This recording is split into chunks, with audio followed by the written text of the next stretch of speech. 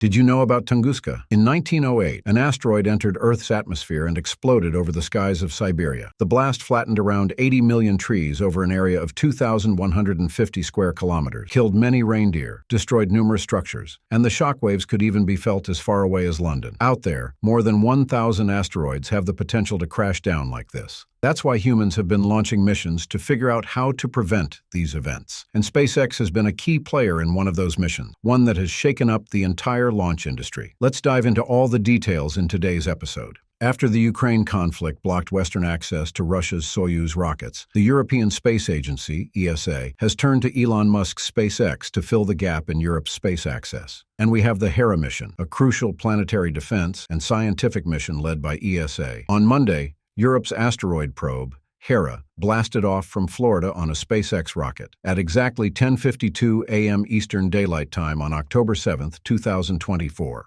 The skies of Florida roared with the thunder of Falcon 9's engines. From Cape Canaveral Space Force Station, ESA's Hera spacecraft embarked on its journey. Just 1 hour and 16 minutes after liftoff, Hera successfully separated from the upper stage of the Falcon 9, signaling the start of its long journey across millions of miles through the solar system. Its ultimate destination? The distant binary asteroid system, Didymos. To truly grasp the significance of this mission, we need to take a quick look back. 2 years ago, in September 2022, NASA made a bold move in the history of space exploration with the DART mission, Double Asteroid Redirection Test. DART deliberately crashed into Dimorphos, a moonlet orbiting the asteroid Didymos, in an unprecedented attempt to alter the orbit of a celestial body. This event marked the first time humanity attempted to change the dynamics of objects in our solar system, opening a new chapter in planetary defense capabilities. Now, Hera is returning to the scene of that historic collision to gather detailed data on the aftermath. It will assess the effectiveness of asteroid deflection and provide invaluable insights for future planetary defense strategies. Dimorphos and Didymos are far from unfamiliar names to scientists. They belong to the group of near-Earth asteroids, NEAs, celestial bodies whose orbits bring them close to our planet. While Didymos and Dimorphos don't pose an immediate threat to Earth, they represent a class of objects that could potentially become hazardous in the future. And this mission?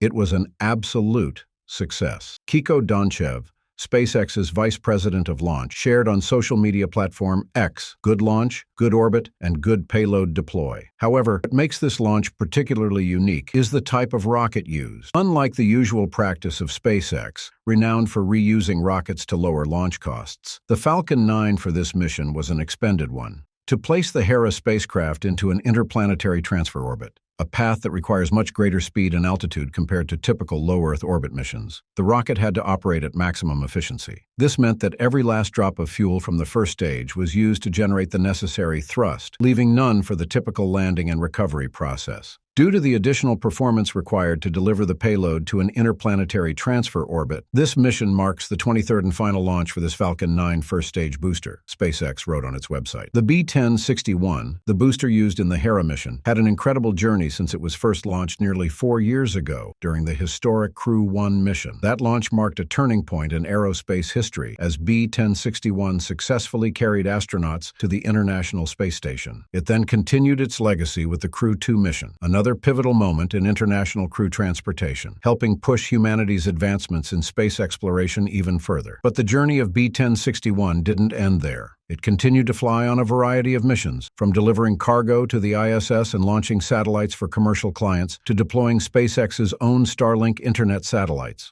Altogether, B-1061 has completed 23 launches, and it went out in spectacular fashion, marking its final performance with the interplanetary mission of ESA's Hera probe, using a booster that had already flown 22 times for such a critical mission. Now that's a bold move by SpaceX. Listen, the payload for this mission is valued at a staggering $398 million, and launching it on a booster that has been used multiple times really demonstrates the outstanding capability of Falcon 9. And let's not forget, Falcon 9's first-stage boosters have never failed a mission, ever.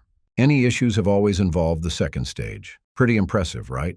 The success of the Hera mission becomes even more impressive when you consider the delicate timing. On September 30, 2024, the FAA issued a temporary halt on Falcon 9 launches after a problem was identified during NASA's Crew 9 mission. Specifically, the rocket's second stage underperformed, falling into the Pacific Ocean outside its designated safety zone. And notably, this marked the third time in 3 months that a Falcon 9 launch was suspended for investigation. However, the Hera mission presents a unique scenario. Unlike regular missions in this case, the first stage booster is planned to fall into the ocean, while the second stage will follow the Hera spacecraft into deep space. This means the issue that occurred with Crew 9, where the second stage fell outside the designated area, won't be a risk in the Hera mission. As a result, the FAA gave SpaceX the green light to proceed with this launch. In an official statement, the agency clarified, the FAA has determined that the absence of a second stage re-entry in this mission significantly reduces the primary risk to the public in the event of a recurrence of the Crew 9 anomaly. And so, we witnessed the Hera mission, marking Falcon 9's first launch after an unusually long 9-day gap in SpaceX's otherwise frequent launch schedule. Notably, the FAA only approved Falcon 9 for this single mission, the Hera launch.